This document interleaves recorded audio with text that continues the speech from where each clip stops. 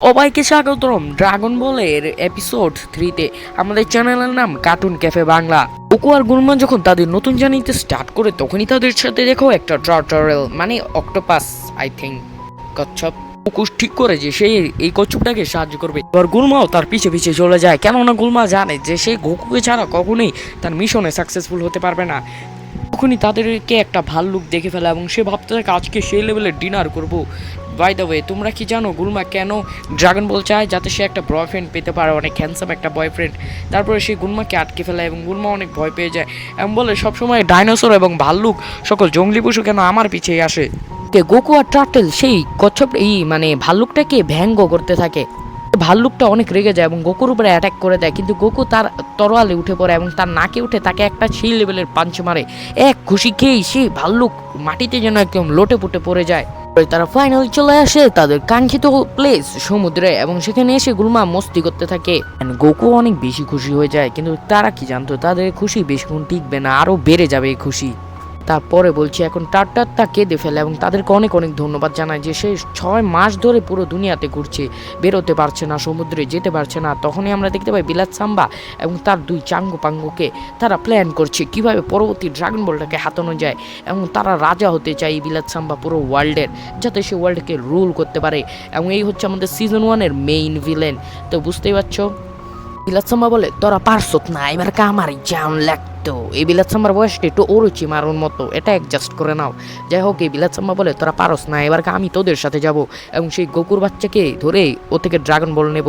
তারপরে এরা তিনজন প্লেনে করে যেতে থাকে গোকুর কাছে, কিন্তু এদিকে গোকু অনেক মজা করে একটা বালি দিয়ে ঘর বানাচ্ছিল। তারপরে আমরা দেখতে পাই একটা টাকলু বুইরাকে, যার বয়স 300 বছর প্লাস, এবং এই কচ্ছপটার মাস্টার।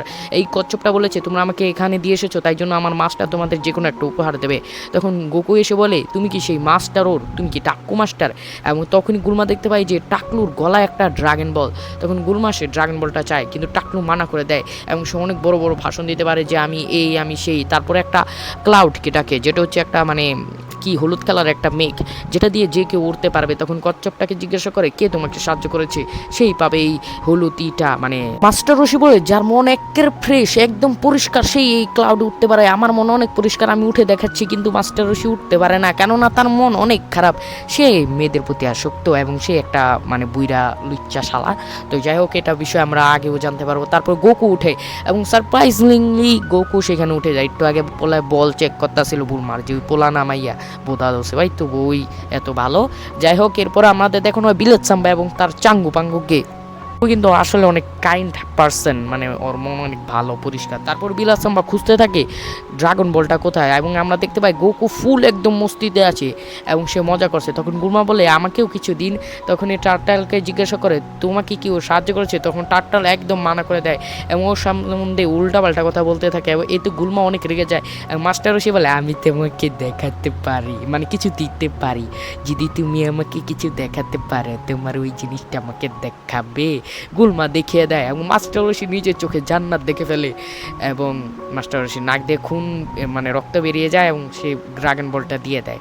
অ্যাকচুয়ালি গুলমাকে বলতেছে যে তোমার জায়গাটা একটু দেখাও, কিন্তু গোকু আজকে ওর বলে হাত দেওয়ার সময় ওর জায়গাটা খুললে হালাইছে, তাই মাস্টার রশি ওর পুরা মেন জিনিসই দেখা ফেলাইছে।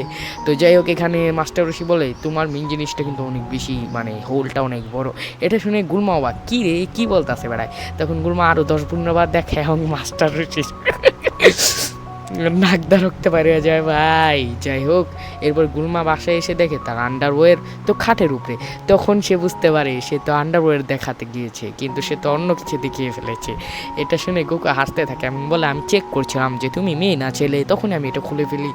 এটা শোনার পর গুলমা তো প্রচণ্ড রেগে যায় এবং গোকুর উপরে অ্যাটাক করে দেয়, মানে পুরো ঘর তছনছ করে ফেলে। গোকু সেই লেভেলের একটা মাইক দেয়। তারপর আমরা দেখতে পাই একটা ক্রোকোডাইলকে, যাকে আমাদের বিলাত সাম্বা এসে বলে এখানে আমরা একটা ড্রাগন বল ট্র্যাক করতে পেরেছিলাম প্রায় 3 ঘন্টা আগে, এখান থেকে ড্রাগন বলটা কোথায় গিয়েছে? তখন সেখানে মাস্টার রশি আসে এবং সে এসে বলে কি হয়েছে, আমার কান্না কুমিরকে ছেড়ে দাও, ওরা বলতে থাকে বিলাস সাম্বারা যে আমাদেরকে ড্রাগন বল দাও, আমরা ড্রাগন বলের কাছে এসেছি। তখন আমাদের মাস্টার ঋষি বলে ড্রাগন বলতে এই মাত্র আমি একটা মেয়ে এবং একটা ছোট্ট বাচ্চাকে দিয়ে এসেছি।